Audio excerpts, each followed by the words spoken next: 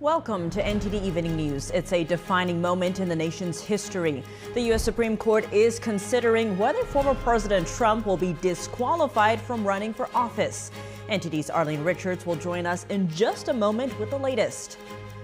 The special counsel reaches a conclusion about President Biden's handling of classified documents. Find out what the report says and how Biden responds. President Biden joins House Democrats in Virginia as they strategize how to take back their majority in the House this election year.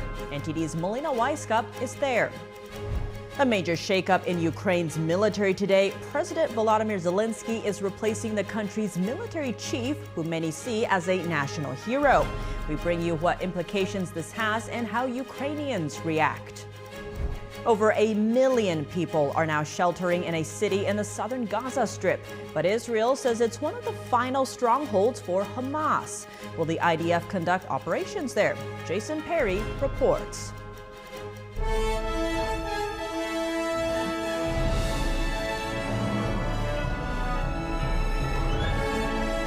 This is NTD Evening News. Live from our NTD Global Headquarters in New York City. Here is Tiffany Meyer. Good evening and thank you for joining us tonight. Today, the Supreme Court heard oral arguments about whether former President Trump can be on the Colorado ballot. The case involves significant questions about interpreting Section 3 of the 14th Amendment, which bars insurrectionists from holding office. Joining us now is NTD's legal correspondent Arlene Richards. Arlene, you had a chance to listen to some of the oral arguments today. Can you give us a sense on how the court may be leaning? I think the court's leaning more toward keeping Trump on the ballot. A majority of the justices were concerned that there could be chaos or some other kind of backlash if states are allowed to disqualify presidential candidates. But Ketanji Brown Jackson, Justice Jackson, had an interesting question about insurrection. So let's listen to that. The Colorado Supreme Court concluded that the violent attempts of the petitioner's supporters in this case to halt the count on January 6 qualified as an insurrection as defined by Section 3. And I read your opening brief to accept that those events counted as an insurrection, but then your reply seemed to suggest that they were not. So what is your position as to that? We never accepted or conceded in our opening brief that this was an insurrection. What we said in our opening brief was President Trump did not engage in any act that can plausibly be characterized as insurrection. All right, so why would this not be an insurrection? What is your argument that it's not? Your reply brief says that it wasn't because I think you say it did not involve an organized attempt to overthrow the government. So that's one of many reasons, but for an insurrection there needs to be an organized, concerted effort to overthrow the government of the United States through violence. Now, aside from that single question from Justice Jackson, there was no other discussion about Trump's conduct on January 6 or whether or not he incited an insurrection. And tell us what Section 3 states and what are Trump's arguments. So the language of Section 3 is what's mostly relied on in this case and how the court will interpret it. And it is generally understood that the law prohibits certain people who previously took an oath of office from holding future offices if they participated in an insurrection. It's also called the disqualification clause, which is what the challengers want to happen in this case. They want Trump to be disqualified from the ballot. The relevant language of that law states, no person shall hold any office under the United States who have previously taken an oath to support the Constitution of the United States and shall have engaged in an insurrection. So Trump's attorneys have argued in this case that the president is not an officer of the United States. They say President Trump did not engage in insurrection and that only Congress can enforce Section 3. So therefore, the Supreme Court has to consider, is the president an officer? Did he engage in an insurrection? And is Congress required to enforce Section 3? So at the end of the day, this is an election case, and whatever decision the Supreme Court comes up with or ends up ruling on, it will have a major impact on future presidential elections. Well, Arlene, thank you for that update. Thank you. Former President Trump expressing optimism today as liberal and conservative justices alike sound skeptical of the Colorado ruling to keep him off the ballot. Reactions are also pouring in from both sides of the aisle. Joining us now live is NTD's White House correspondent Iris Tao. Good evening, Iris. First, tell us about Trump's response to today's Supreme Court hearing. Good evening to you, Tiff. Former President Trump today sounded optimistic about where things are going next, as he says that the oral arguments before the Supreme Court today were, quote, a beautiful thing to watch. He also asked that he thinks his team's arguments were very strong. Meanwhile, he also again bashed the case itself as election interference. Watch. I consider it to be more election interference by the Democrats. Can you take the person that's leading everywhere and say, hey, we're not going to let you run? You know, I think that's pretty tough to do, but I'm leaving it up to the Supreme Court. And Trump also went on to accuse President Biden of weaponizing the government, alleging that every one of these cases comes out from the Biden White House. And President Biden has previously denied such allegations, saying that he has never told the DOJ what to do or what not to do. Meanwhile, reactions are also pouring in from both sides of the aisle, with each side making a different case about democracy. Watch. I'm hopeful the justices will look at the facts with an open mind and make a big decision for the United States to protect our democracy from the danger of another Trump candidacy and another Trump presidency. Democrats like to talk about democracy, but Democrats are desperately trying to stop the American people from deciding who will be our next president. They couldn't care less about our Constitution. And when it comes to what's going to come next, the Supreme Court justices have agreed to fast-track this case, especially as both parties are urging for a fast decision. We know that Super Tuesday on March 5th is coming up very soon, as 15 states will hold their primaries on that day. Meanwhile, while it's not sure how long it's going to take this Supreme Court to actually issue a ruling, there has been precedents for a very fast ruling in a major election case. Remember, back in 2000, during the Bush v. Gore case, the Supreme Court actually handed the presidency to George W. Bush just one day after the case was argued. Tiff. Iris, thank you for that update. Former Trump advisor Peter Navarro has been ordered to report to prison Thursday. A judge denied his request to remain free while he appeals his conviction. Last month, he was sentenced to 4 months in prison for defying a congressional subpoena in the January 6th Capitol breach probe.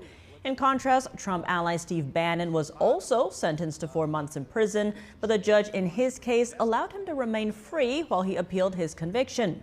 It's not clear when Navarro will be required to report to prison. His lawyer has not responded to a request for comment.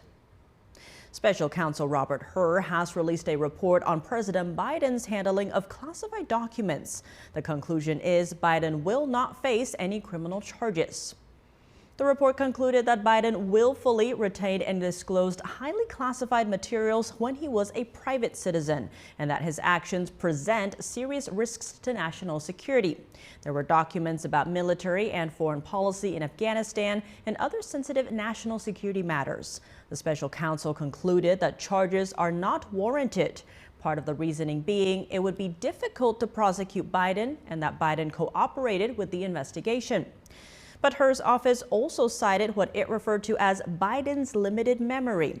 Investigators said Biden would likely present himself to a jury as a sympathetic, well-meaning elderly man with a poor memory. Biden reacted to the special counsel report. He said in a statement, "I was pleased to see they reached the conclusion I believed all along they would reach." President Biden huddles with House Democrats at their retreat in Northern Virginia as the minority strategizes how to take back the House of Representatives. NTD's Melina Weiskup reports from the retreat. One recurring theme that we've heard throughout the course of this entire Democrat retreat is them trying to paint Republicans as the party of chaos, unable to get anything done in the halls of Congress. And this is perfect timing for Democrats, considering the events that we saw unfold over the past week with back-to-back failed votes. President Biden actually, in his speech just an hour ago, praised the unified minority for being able to tank those votes, such as by preventing Republicans from being able to impeach his DHS Secretary Alejandro Mayorkas, and then right after that, they were able to tank a standalone Israel aid package. Now, in addition to trying to take jabs at the Republican Party, Democrats are also laying out their priorities and their campaign strategy for this election season. They're focused on topics like abortion rights, gun regulations, etc. But importantly enough, they're also trying to get their message together on the economy. We know this is a huge issue for voters heading into the 2024 presidential election. Here's what the president had to say about this during today's keynote speech. The things we're doing not only help people, but they're reducing the deficit of good economic policy. We're in a position to win in 2024, I think. Now, keep in mind, this comes against a backdrop of repeated low poll ratings for President Biden. As a matter of fact, a recent NBC poll shows President Biden behind former President Trump by 20 points. And Democrats, of course, are trying to brush this off when they were asked by reporters how they plan to separate themselves from these low poll numbers as they try to take back the majority in the House. Democrats argued that Americans haven't felt the impact of the legislation that they were able to pass in a Democrat-controlled Congress. Listen to this. We have work to do in making sure we're communicating to communities what we have done. Unemployment at record lows, inflation is cooling, and wages are rising. But we know that not everyone is feeling the benefits of that economic recovery yet, and House Democrats are ready to finish the job.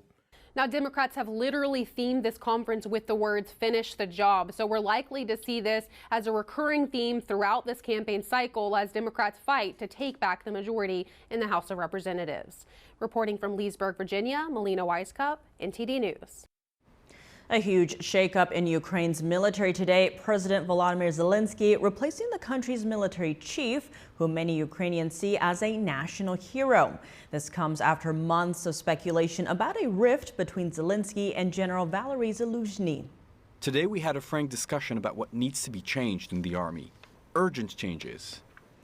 The announcement marks the biggest rift in Ukraine's military since the start of the war. Replacing Zaluzhny is seen as a huge gamble. It comes at a time when Russian forces are gaining the upper hand nearly 2 years into the war. Everyday Ukrainians who spoke to the media today said they are not happy with the decision.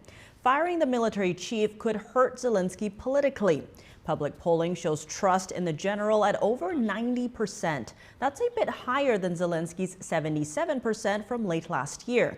The former commander of Ukraine's land forces will now take over as military chief. Israel Defense Forces continue to battle their way further into the Gaza Strip as the fighting intensifies against Hamas terrorists. But will the IDF conduct military operations in Rafah, where over 1 million displaced Palestinians are now sheltering? NTD's Jason Perry has the war update.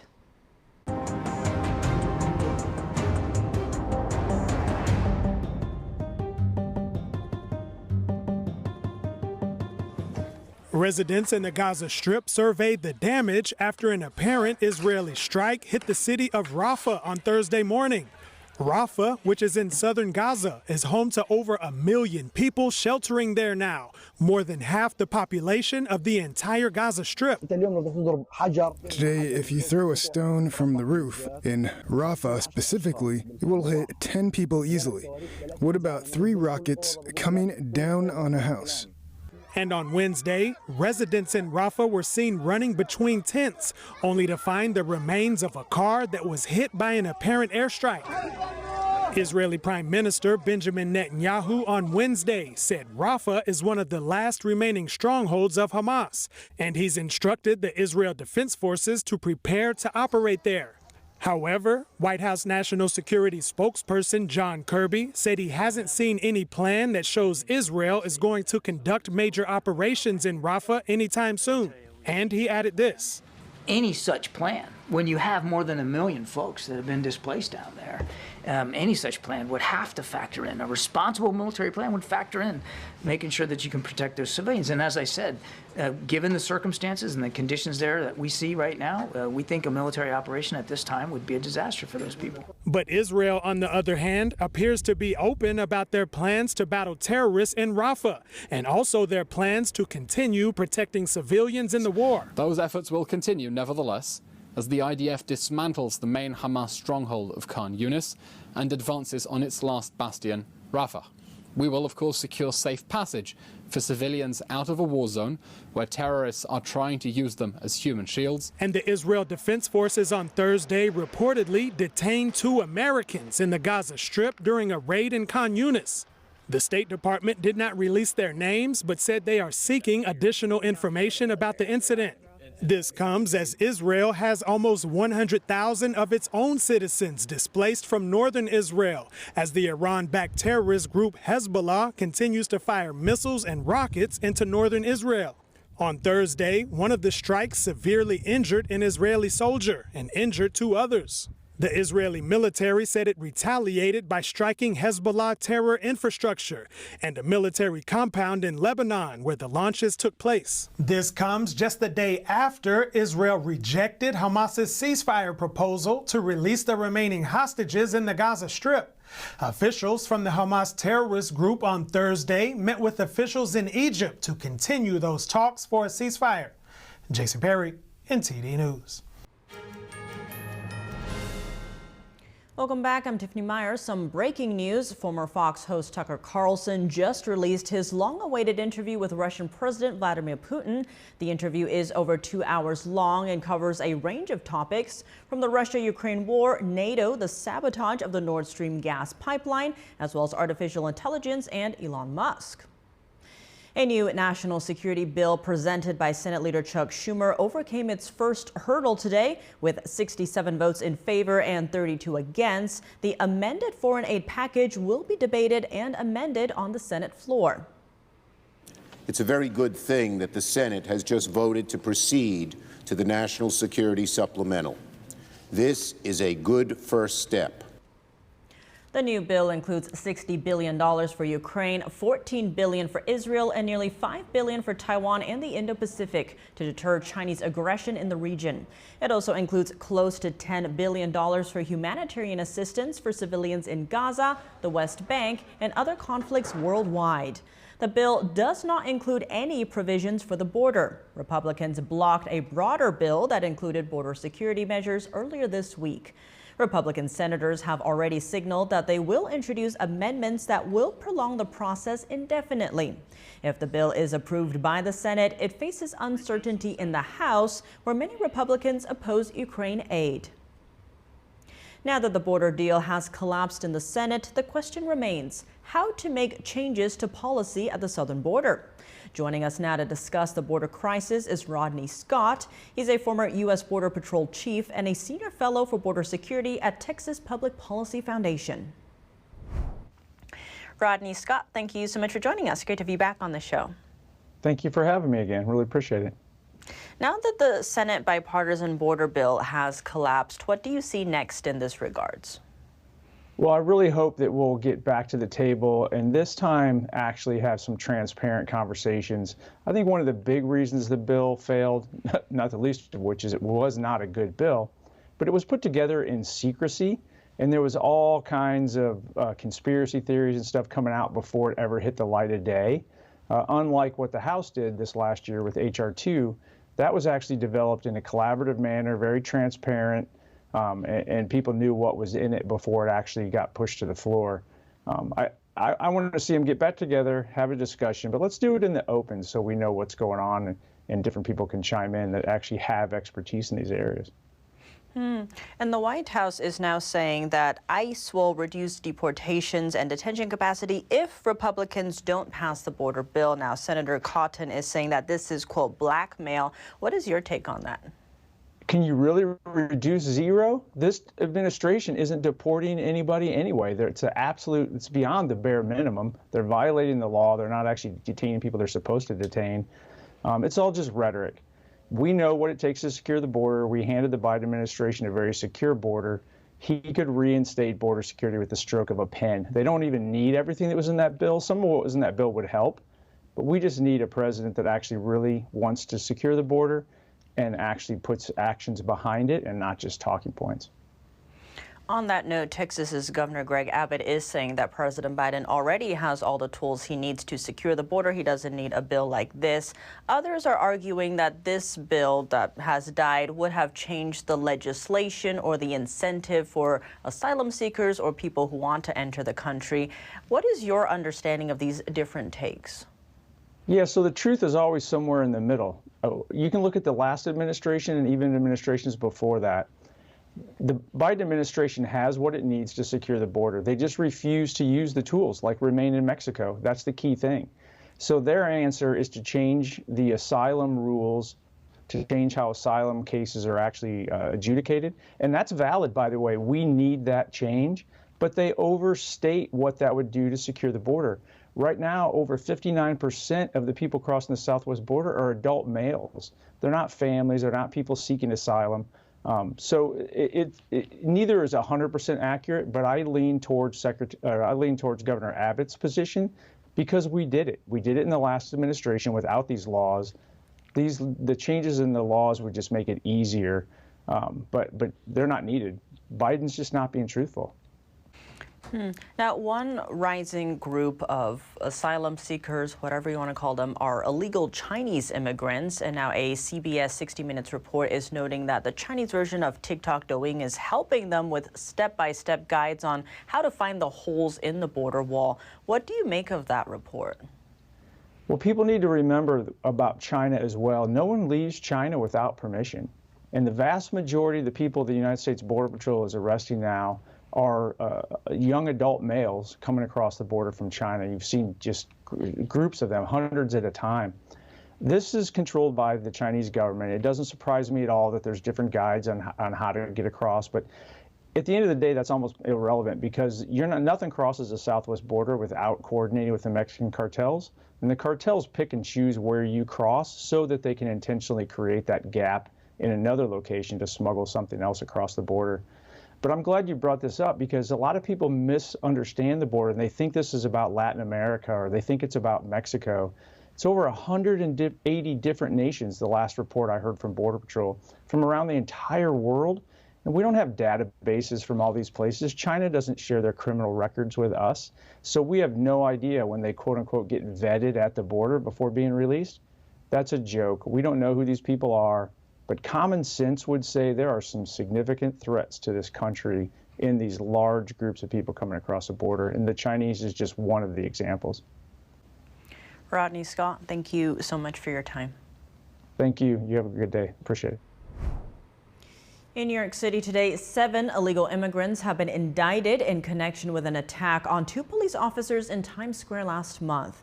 And according to Manhattan District Attorney Alvin Bragg, 5 out of the 7 suspects had been arrested before. This assault, as it did to many of you, sickened me and outraged me. Based on our thorough investigation, I stand here today confident that we have identified the roles of every person who broke the law and participated in this heinous attack. Bragg has been pressed about his decision to release 5 suspects without bail, considering their immigration status and lack of connection to the community. All 7 suspects now face charges including assault, obstruction, evidence tampering, and hindering prosecution. The NYPD said the physical altercation ensued as officers tried to break up a disorderly group outside a migrant shelter. According to police, the officers were repeatedly kicked and punched and were left with minor injuries. A former California police chief fired from his post last year has sued the city of Oakland and its mayor. He says he was unlawfully terminated in retaliation. Amid rising crime, state officials are now stepping in. On Thursday, Governor Gavin Newsom and Attorney General Rob Bonta said they will deploy state attorneys to boost criminal prosecutions in Oakland and the East Bay. This comes as Newsom announced on Tuesday he would deploy 120 California Highway Patrol officers to Oakland to assist with targeted crackdowns on criminal activity, including vehicle and retail theft. Recent footage posted on the Citizen app shows a man dressed in black moving from table to table, quickly snatching phones from their displays and stuffing them into his pockets. He then walks out the store and passes by 2 police cars. Oakland has been without a permanent police chief since LaRon Armstrong was fired, even as violent crime, robbery, and vehicle theft climbed. Armstrong filed a lawsuit in Alameda County Superior Court on Monday seeking reinstatement as police chief. Mayor Sheng Tao fired him in February 2023 after a probe ordered by the Oversight Monitor found he failed to properly investigate and discipline a sergeant who was involved in a hit-and-run with his patrol car. Mayor Tao said she had lost confidence in the police chief. In an interview with California Insider's Siamak Karami, Armstrong said this plunged Oakland's reputation since many in the community feared they would become a victim. People not willing to go outside at night. I know so many seniors in our community who have seen me and said, Chief, I don't come out at night because I'm afraid. I'm afraid to drive in the city at night. I'm afraid to shop at night. I'm afraid to park my car in certain areas because I know that my car is going to be burglarized. People are leaving their entire car with all windows down because they've been burglarized so many times that they don't want to replace windows anymore, so they just leave them all down and remove everything of value from their cars. And so it really has become something that people are even adjusting to, the lack of safety. And so that really is concerning. He says there are reports of people hearing gunshots around the clock in the city. It also doesn't help that police staffing has been a challenge, leading to long response times. Armstrong adds that existing policies make it difficult for police to do their job, and that people have prioritized officer accountability over community needs. For example, a policy says an officer cannot pursue a burglar unless the crime committed is a felony. A stolen car is not a violent felony. A burglary committed is not a violent felony, so then Oakland police officers cannot pursue that car. But how does that look to the public? If you're the person whose car was just stolen and you're standing there watching your car drive off and watching a police officer that cannot pursue that car, that definitely has an impact on that community member who now believes that the police didn't do anything. And that's the story that they tell. Unfortunately, it's not the officer's fault. It's the policy that prohibits the officer from pursuing that car, that stops him from pursuing it. Last month, In-N-Out Burger announced it would close its first location in its 75-year history due to car break-ins, property damage, theft, and robberies at its only restaurant in Oakland. Welcome back. If you're just joining us now, here are some of today's top headlines.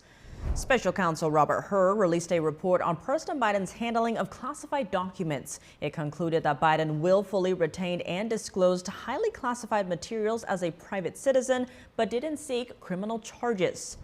The Senate voted to advance a $95 billion foreign aid package that covers funding for Ukraine and Israel. The bill does not include any provisions for the border.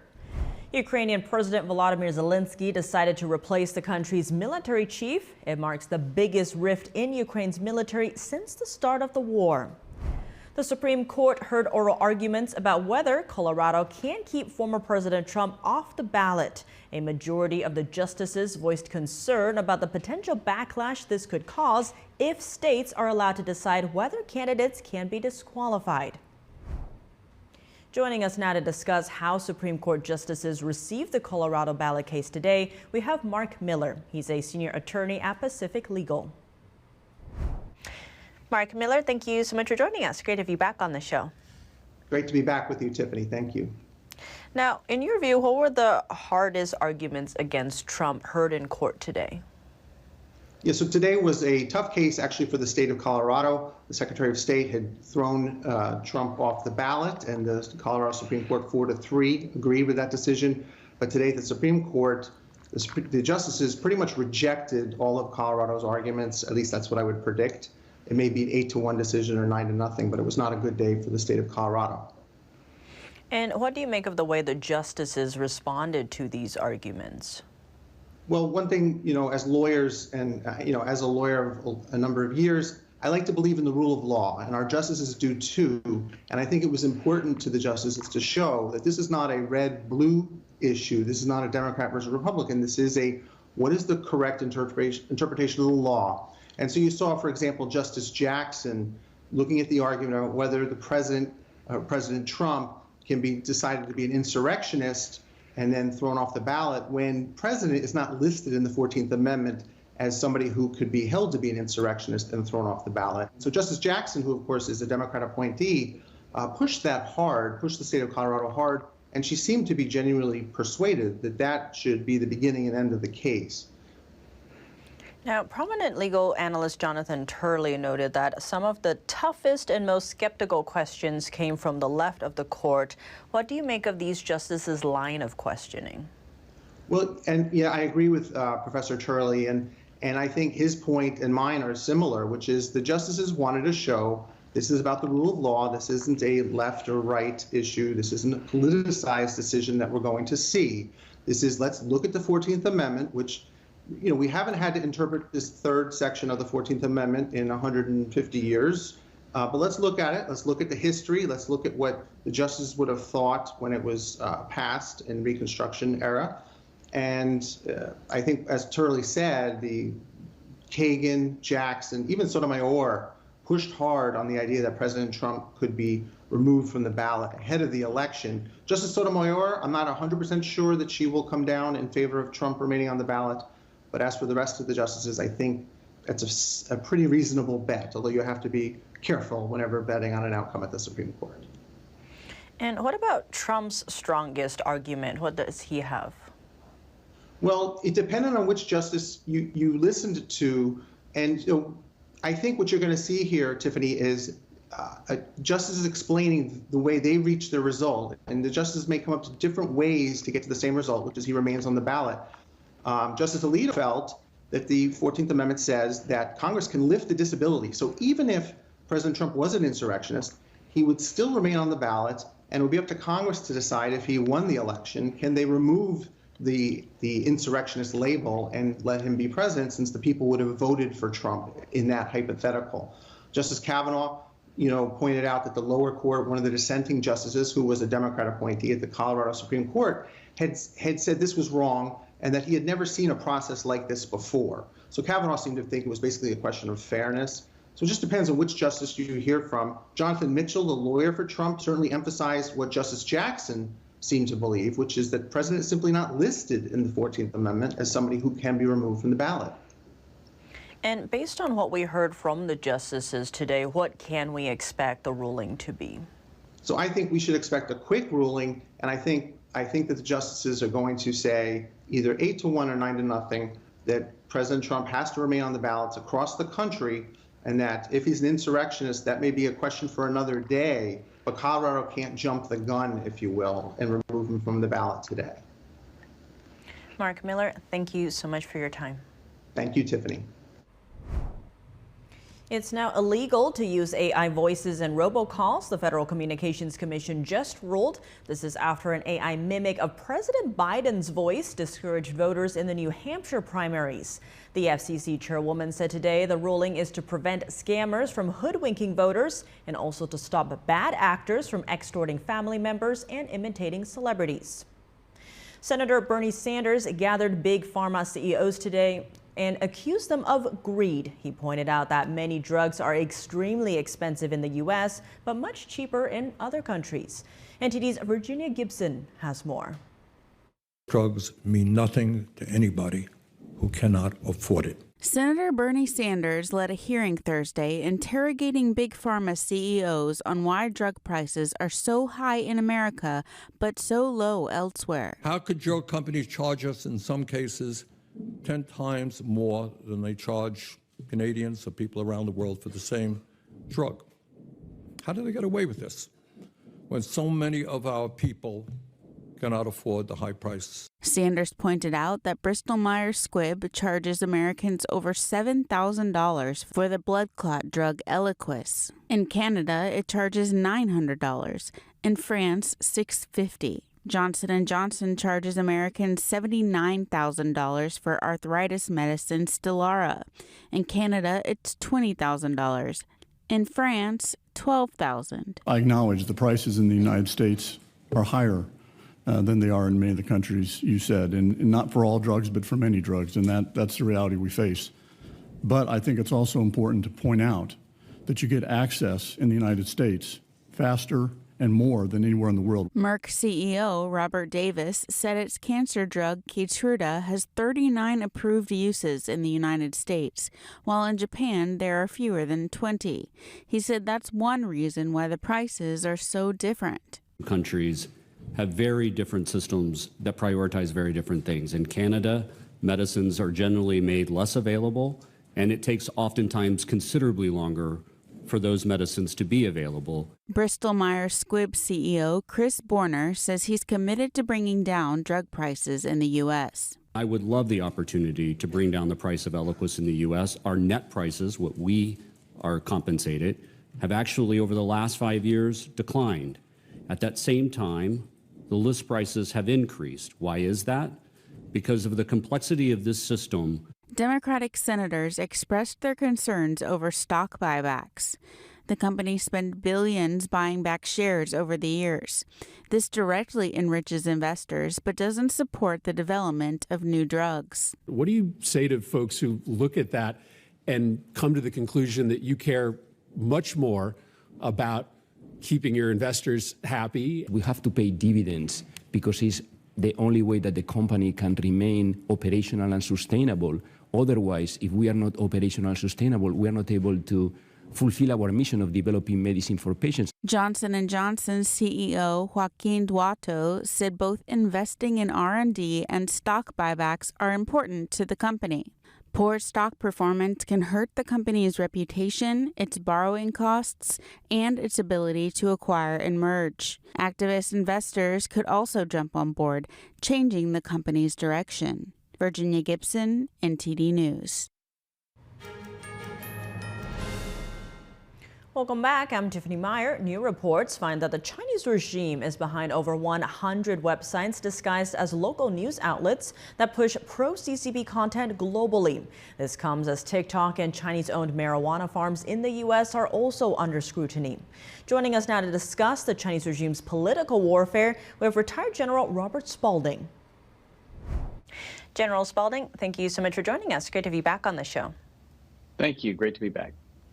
Now, a digital watchdog has found that China is behind 100 websites that appear like local news sites. Now, this is across Europe, Asia, and Latin America. Now, they're adding that this is part of a widespread influence campaign by China to push pro-Beijing content. Now, given that over half of the world has elections this year, how do you see this tying into that? Well, the Chinese Communist Party practices political warfare. It's something that we used to be able to do. We did it during the first Cold War. We had something called the U.S. Information Agency. In that case, it was putting out transparency and truth. Public diplomacy is what we call it in the United States. And I think we got out of the business of that because we thought there wasn't really a threat to democracy anymore. And in reality, all of these authoritarian regimes led by China, so this axis of evil, if you will, led by China, are bound and determined to convince the populations of free countries that their system is better. And they leverage the economies of the West to be able to do that, so technology, talent, and capital. But also they leverage the openness of those societies in order to get at that population. And we haven't figured out yet that this is important for us to block, to stop this capability, because it's not about free speech. It's really about destroying the belief in our values and principles. And I think that's something that we need to defend against, and it's been accelerated during the digital age, and it's something that we haven't yet come to grips with. And so it's something that's important, but Washington, D.C. doesn't seem yet to really realize the fundamental threat that it poses to our democracy. One area lawmakers are raising concerns over is TikTok, given that 1/3 of young Americans use that as their news source. How could that impact this U.S. presidential election? Well, if you noticed, too, Chinese immigrants are using TikTok, the app, to basically learn to figure out how to come across the southern border. So TikTok is basically a tool, a propaganda and psychological and political warfare tool of the Chinese Communist Party. And so not only is it used to inform those, illegal immigrants coming across the border from China, it's also used to slowly convince the young people of free societies that China has a better model. They have a better socioeconomic model that, will allow them to be more prosperous. And these are, again, it's another threat that I think we have a very difficult time dealing with because of our openness. But yet it's still just as fundamental as, say, nuclear weapons or an aircraft carrier, probably more so, in that it's meant to erode the confidence and the belief in our principles and values, and ultimately our Constitution. Given all that's at stake here, what can the U.S. do about this? Well, I've been an advocate for a long time of decoupling, which means getting the Chinese Communist Party out of our institutions, whether they be political, academic, financial, economic, or media. They just should not have the ability to interact with our companies, our academic institutions, our political institutions, or our businesses. They just need to stay on their side of the Pacific in terms of having interaction with our institutions. Otherwise, they're going to use those interactions to essentially create the kind of, doubt in our society that active measures was using to create doubt in the United States. They just didn't have, the Soviet Union in that case did not have the kind of connectivity that the 21st century has given to the Chinese Communist Party. Now, in the States, 50 lawmakers are seeking answers from the Justice Department over Chinese-owned marijuana farms that are in the U.S. They're noting there's over 270 in Maine alone, and the Chinese raked in over $4 billion in revenue just from that. How concerning is this? Well, it's very concerning, considering they're also responsible for the fentanyl influx in the United States and the deaths of tens of thousands of people. I think we have to recognize that Chinese citizens, even though it may seem that they're innocent or they're coming here for to the United States for a better life, in many cases they're loyal to the Chinese Communist Party, and that creates a threat for the United States. So whether it's growing marijuana, shipping fentanyl, coming across the border, and then being in country where they can potentially attack infrastructure or other valuable, critical national capabilities, I think we have to recognize that the Chinese people have been essentially subjugated by the Chinese Communist Party and brainwashed in a way that makes them very loyal to the party and willing to do their bidding. And also, by law, they're required to do so. And in many cases, the Chinese Communist Party uses their family or threats to their family or friends as a way to coerce them into doing what they want them to do. General Spalding, thank you so much for your time. Thank you. And now for your sports news, we're joined by NTD's Dave Martin. Dave, lots of sports going on, but let's start with Tiger Woods. He's made headlines just by saying he'll play at next week's Genesis Invitational. How big of a tournament is this? Well, for a non-major, it's actually pretty big. There's a $20 million purse involved. Woods is actually a host for this event. But like you were saying, pretty much any event he attends is news because he just hasn't played much since that horrific car accident 3 years ago that nearly lost him his leg. Now, this actually was the same event he was attending when he had that accident, and he struggled with pain in his leg ever since, despite all those surgeries. Now, last year he played in the Masters but was visibly limping. He had to withdraw. 2 weeks later, he then had surgery on his ankle to address some post-traumatic arthritis that was caused by the crash. He didn't play again until December, and when he did, he finished 18th out of 20 at the Hero World Challenge.